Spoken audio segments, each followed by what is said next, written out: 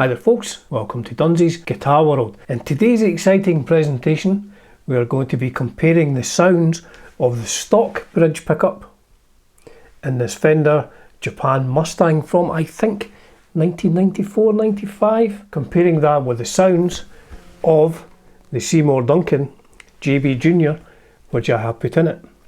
Hope you enjoy the video.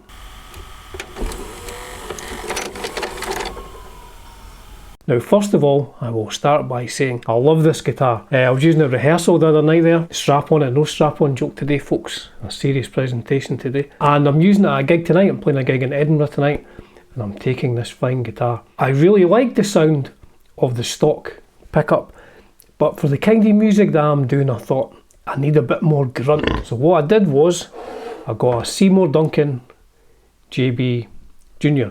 Now that's not the JB Jr that's in there. The JB Jr is in here. Now the legendary Kurt Cobain, I believe, replaced the stock bridge pickup in his Fender Japan Mustang with a Seymour Duncan JB Jr, certainly in the red one known as the Roseland Mustang. He had a white JB Jr in that before he moved to full-size Seymour Duncan JB pickups. So I thought I would make a video on the difference in the sounds. Do you prefer the stock pickup compared to this much higher output humbucking Seymour Duncan JB Jr? So I'll be doing some clean sounds just with chords.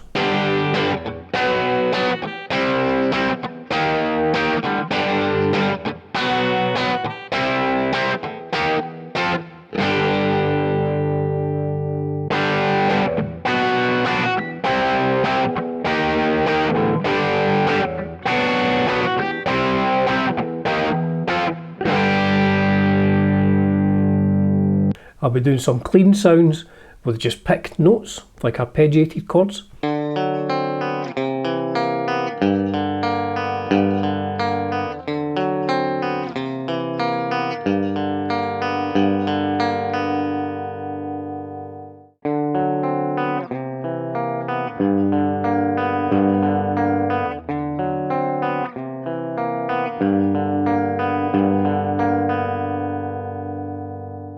And I will also be doing some simple, very basic lead sounds on this as well.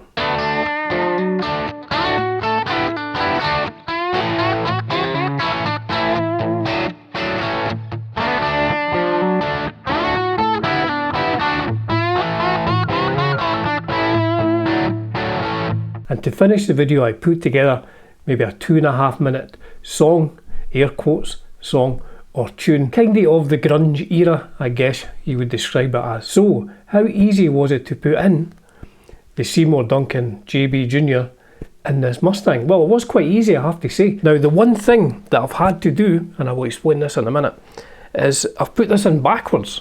You can see the name, or can you see the name? I'll try and do a close-up of that. I've had to put this in backwards. Now, the reason I did that was, look at this picture. The JB pickup, the wires all come out on one side and it's difficult to bend them round, and let's look at the routes in the Fender Mustang. So when I put this the right way around, the lead wires were pushed right against the side of the cavity and it wouldn't fit. Basically it wouldn't fit to these screw holes in the pick guard. So I thought I could get a sharp chisel and I could like chisel a bit out. But then I thought, why on earth would I want to do that on this beautiful guitar? So I just put it in the wrong way around. Now, does that make any difference? I don't think it does. But please do let me know in the comments below if you think it makes any difference switching around. Other than the fact that when you're looking down, Seymour Duncan is written round the wrong way. So the stock pickup in a Fender Mustang, this one here, which is in the JB Jr box, the stock pickup in a Mustang only has 2 wires, just a single coil pickup, just has those 2 wires, a white wire and a black wire. Now the JB has considerably more wires. So in the wiring diagram, what it says here, in this Seymour Duncan wiring diagram, it says red and white to be soldered together and taped off, which I duly did, and the green and bare wires are ground get soldered together to a common ground, and the black, I guess, counts as the lead, the live wire. Now what it does say here on the back, page 2, if two pickups sound thin and nasal when used together, chances are they're out of phase with each other. If you're combining your Seymour Duncan pickups with Fender pickups in the same guitar, you'll need to reverse the black and green wires on the Seymour Duncan, which I did have to do. In other words, solder the black wire to the ground and the green wire to the selector switch. So that's what I had to do.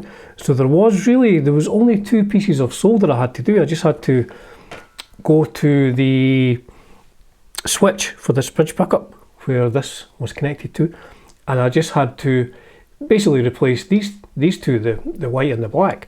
So it was just 2 soldered connections, but I did have to switch round the green and the black from what it says in the normal Seymour Duncan literature. So I guess the whole thing maybe took me about 30 minutes to put this pickup in, and it was easy enough to get to the correct sort of height as well. And there we have it.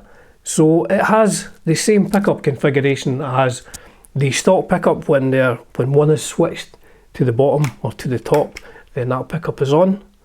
When they're both switched the same way, they're in phase, and when they're switched opposite, top and bottom, they are out of phase. So let's hear what it sounds like on just strummed clean chords.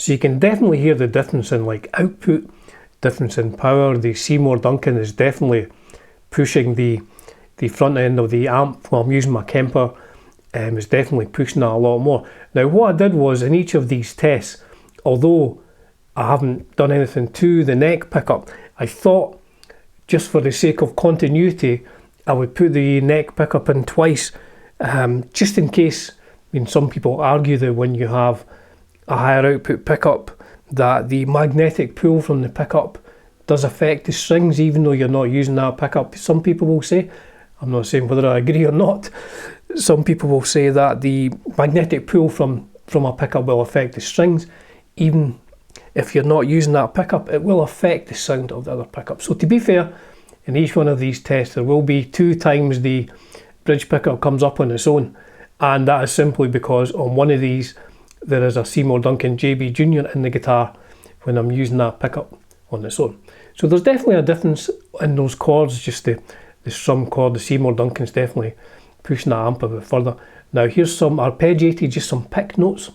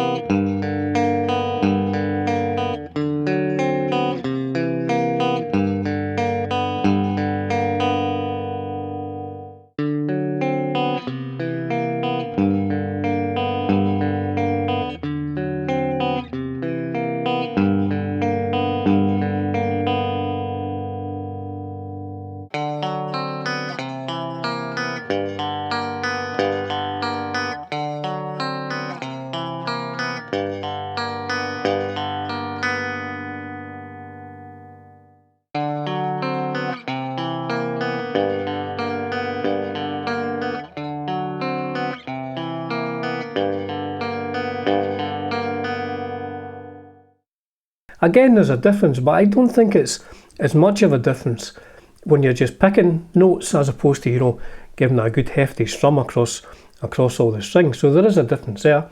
And now for this last part of the video, here is some very rudimentary guitar leads. Now for the rhythm part of this, I just used the bridge pickup, and it was either the stock pickup or the Seymour Duncan, depending on which one I was doing the solo on. So let's listen to some incredibly rudimentary and basic lead guitar sounds.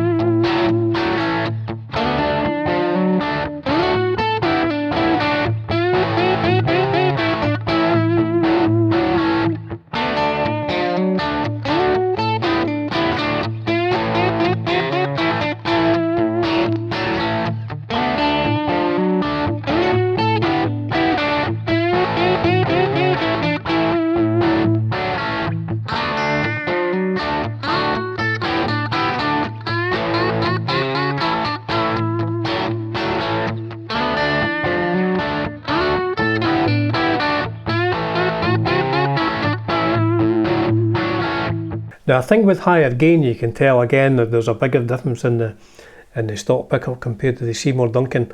With more gain there's definitely more sustain in the Seymour Duncan. It's definitely pushing the front of the amp a bit more. To my ears, I prefer it for lead sounds, I have to say. But there is a bigger difference than if you're using just a clean sound and just kind of arpeggiated chords. Definitely a difference there. So what do you think?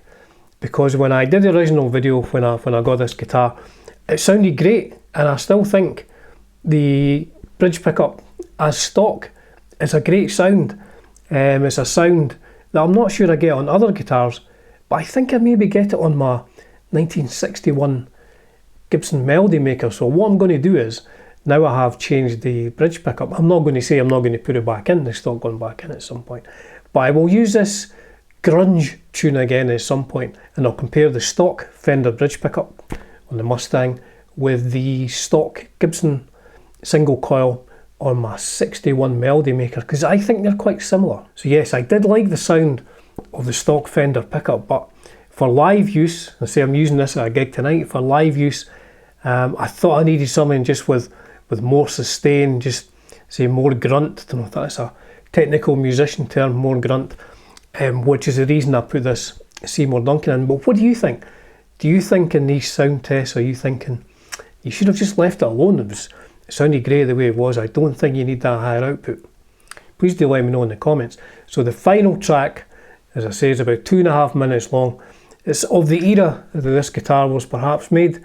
See, this is a 94 or 95 made in Japan Fender Mustang. Definitely similar to Kurt's, although I believe his were custom shot ones made in Japan. So the final song is of that era, and there's higher output sounds, higher output amps and stuff I'm using, and also some clean. That Pixies kind of going for clean to really overdriven. I think, my personal opinion here, I think this really works well. I think the Seymour Duncan really works well when you're going for that higher gain sound in all these sound examples. Just my opinion. Please do let me know what you think. As ever folks, it's a privilege and a pleasure to bring you content on Dunsy's Guitar World. Cheers for now.